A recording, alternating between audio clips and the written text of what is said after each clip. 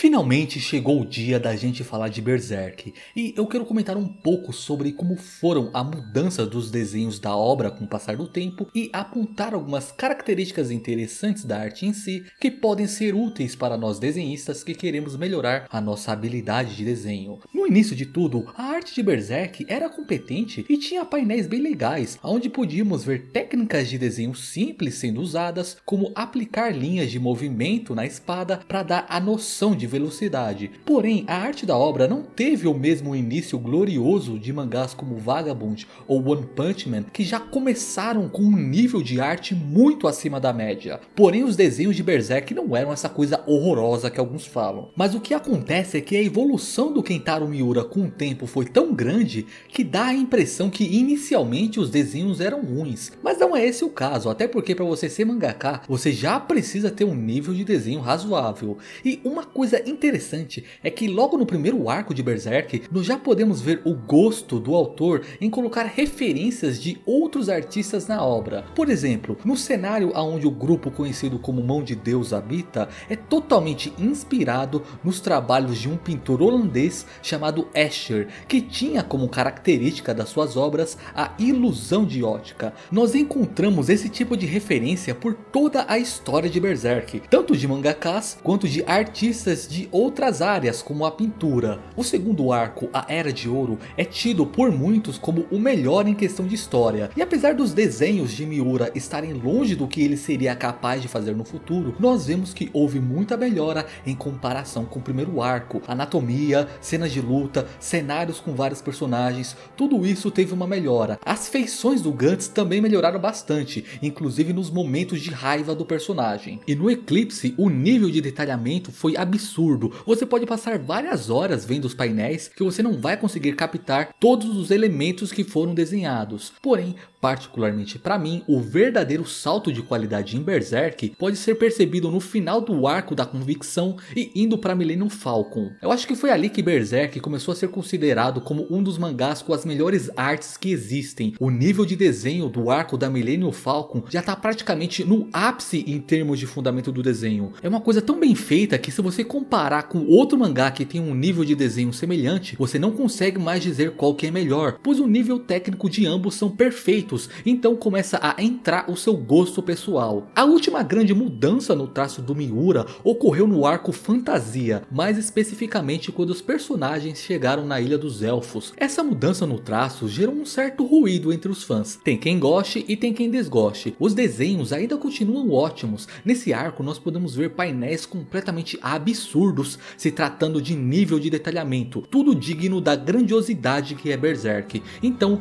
não se tratou de uma queda na qualidade do desenho, foi mais uma mudança no traço dos personagens, como aconteceu por toda a obra. E existem duas teorias plausíveis para justificar essa mudança, e eu acho que as duas são verdadeiras. A primeira é por conta da temática fantasiosa que esse arco possui. A ilha para o qual os personagens estavam indo era um lugar pacífico e com criaturas amigáveis, então o autor pode ter ajustado o seu traço e o design dos personagens para combinar com aquela atmosfera mais encantadora. E o segundo motivo seria pela transição do desenho tradicional para o digital. Esse eu acredito que deve ter sido o principal motivo. Sempre que você migra os seus desenhos para o digital, você acaba tendo uma mudança no traço. Além disso, você tem que se acostumar a desenhar nessa nova ferramenta, e isso leva um certo tempo também. Nós não sabemos se o Miura não estava totalmente acostumado a desenhar no digital. Eu particularmente prefiro a arte tradicional de Berserk, mas de forma nenhuma essa digital é ruim. Nós temos ótimos painéis com ela. Coloca aí nos comentários qual que você prefere mais. Agora eu gostaria de me aprofundar mais na arte do autor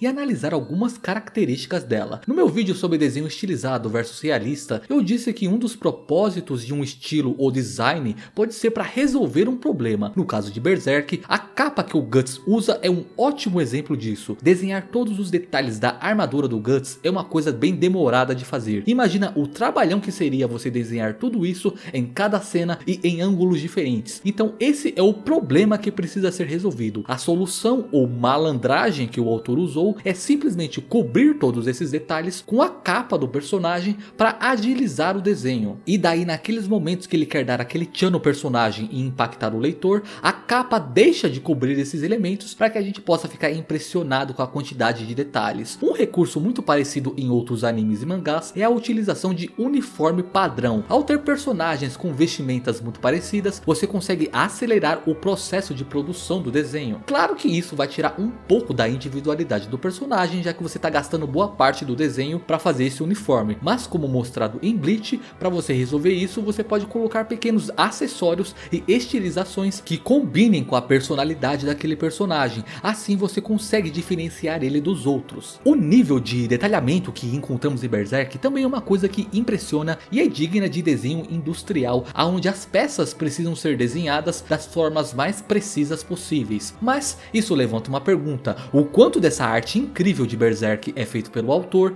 e o quanto é feito pelos seus assistentes? O próprio Miura se manifestou sobre isso em uma entrevista em 2019. Segundo as palavras dele, ele fazia questão de desenhar quase tudo em Berserk. Ele só deixava os seus assistentes do estúdio Gaga desenharem alguns tons, prédios e soldados figurantes. Depois de muito tempo, ele permitiu que os assistentes também desenhassem o chão dos cenários. Agora, os personagens e fundos principais eram todos desenhados por ele. Então toda essa magnitude que vemos na arte de Berserk é desenhada pelo próprio autor. Agora, quando nós falamos de fundamentos do desenho em Berserk, ou seja, aquelas partes mais técnicas do desenho em si, Miura disse que uma das suas maiores influências foi o mangá de Akira, de Katsuro Hirotomo. Ele disse que desenhou muito enquanto acompanhava Akira, e ele queria adquirir a ótima composição que aquele mangá possui e ser capaz de desenhar diferentes quadros em múltiplos ângulos de visão. Mas daí você pergunta, como que o mangá cyberpunk consegue influenciar um mangá medieval? Bom, nós estamos falando aqui da parte mais técnica do desenho. Os fundamentos do desenho são conceitos universais e que são obrigatórios independente do tipo de desenho que você vai fazer. E podemos ver que o Miura conseguiu fazer o que ele queria. Os painéis de Berserk possuem ótimas composições e os ângulos de visão são os mais variados possíveis. Se você quer desenhar as coisas em vários ângulos, o fundamento do desenho que precisa ser aprendido é o da perspectiva, um dos mais difíceis de aprender, diga-se de passagem. Outra coisa interessante da arte do Miura é que ao desenhar ele tenta passar ao máximo uma sensação de realismo. Eu já disse em outros vídeos que o estilo de desenho realista tenta retratar o mundo como ele é. Então como que a arte de Berserk pode ser realista se nela nós temos monstros que não existem no nosso mundo? Não seria mais adequado categorizar ele como estilizado? Na verdade não, não podemos confundir o desenho estilizado com o ficcional. Os desenhos de Berserk se encaixam na categoria de mangá realista e ficcional. Mangá realista, pois apesar dos traços serem mais fiéis às proporções humanas reais, você ainda percebe que é um mangá. E ficcional, pois está desenhando coisas que não existem no nosso mundo. A textura, pelagem, presas e demais elementos dos monstros em Berserk são desenhados todos de forma realista, o que passa uma sensação de que todo aquele mundo é real. Para mim, uma das maiores qualidades da arte de Berserk era o capricho com o qual o autor tinha com os desenhos. E apesar da história de Berserk sendo incrível, ela não seria a mesma coisa sem esse nível de arte tão elevado. Os seus desenhos podem ser apreciados tanto pelos fãs quanto pelos desenhistas que querem melhorar as suas habilidades. E com certeza com o tempo eles vão se tornar fãs, pois Berserk é muito bom mesmo. É triste que o autor tenha partido tão cedo, ninguém esperava que aquilo fosse acontecer, mas o seu legado vai continuar vivo por muitos anos, tanto em Berserk quanto nas obras que ele influenciou e ainda vai influenciar. Basicamente era isso que eu queria falar hoje, pessoal. Não esqueça de comentar se você prefere a arte tradicional ou realista de Berserk e deixa um like para me ajudar, beleza? Obrigado por você ter assistido até aqui e até a próxima.